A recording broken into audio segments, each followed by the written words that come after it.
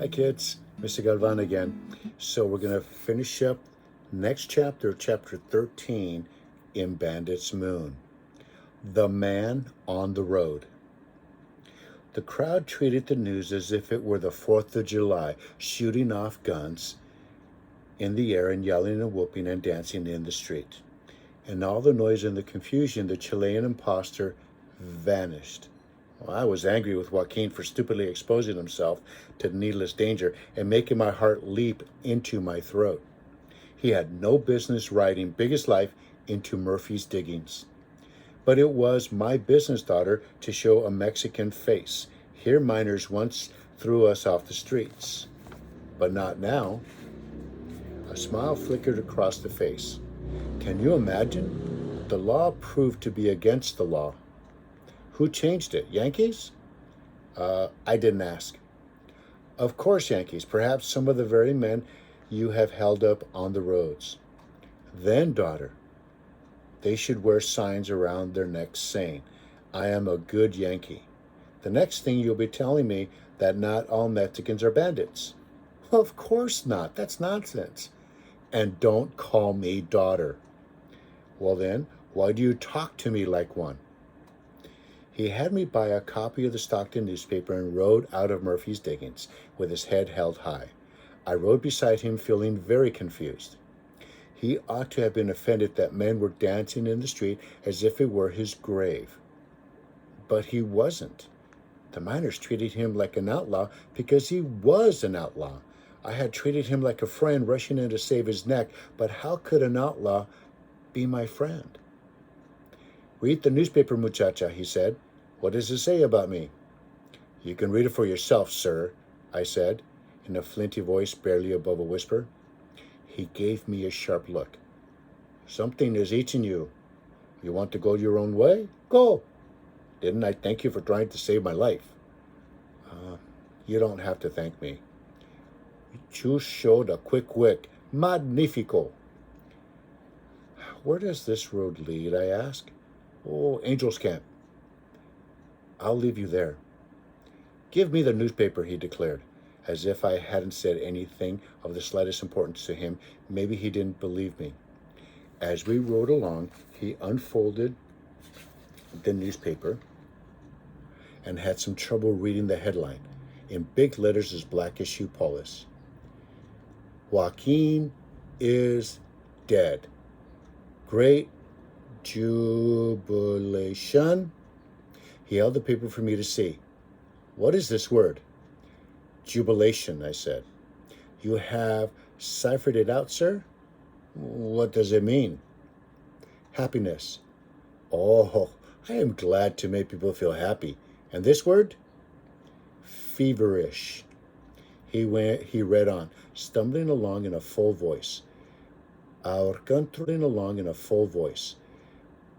country has been thrown into a feverish state of excitement at the news just arrived from Bedbug that the daring and fiery bandit Joaquin Murrieta had been put to bed with a shovel.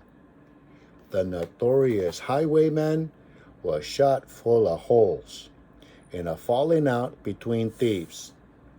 Three-fingered Jack fired away point blank Joaquin's own heavy Colt pistol with his initials carved in it, and his bloody red scarf had been recovered and are in the hands of the sheriff there.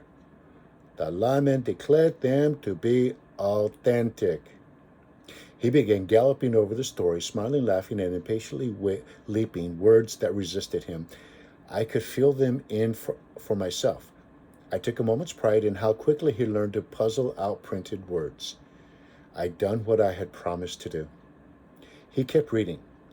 The body was discovered by a young girl named Annyrose Smith of parts unknown. A search party has been sent out to bring back the body, and it will be measured for a wooden overcoat. Once the body can be identified for certain, the $1,000 reward will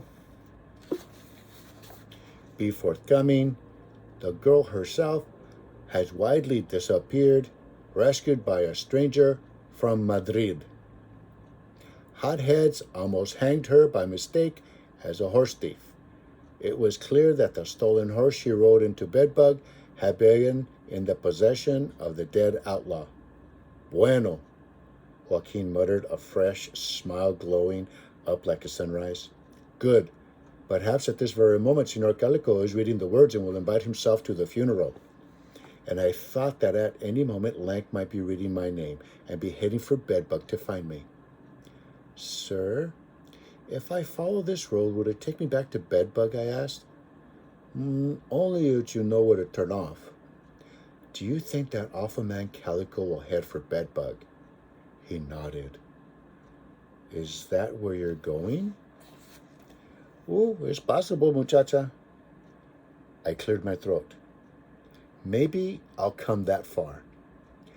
But you'll have tired of the company of Joaquin Murrieta. I didn't say I had tired of your company. I just said I'd be leaving. Every time we meet someone on the road, I have a fear that you're going to be holding them up. I had already noticed the horseman approaching through the trees. He had muddy boots of a miner and whiskers as stiff as pine needles. He is bound to have a pouch or two of gold dust on him, I thought. I gave Joaquin a quick, apprehensive look. As if to make a liar of my thoughts, Joaquin touched his hat brim in a kind, friendly salute. Howdy, stranger, he said, mimicking a Yankee voice. Are we safe from bandits on this road? Reckon so, said the miner. I hear that Joaquin has been shot up like a sardine can. He's deader than a moldy fig. Oh, and that's about time, exclaimed Joaquin with a great sigh of relief.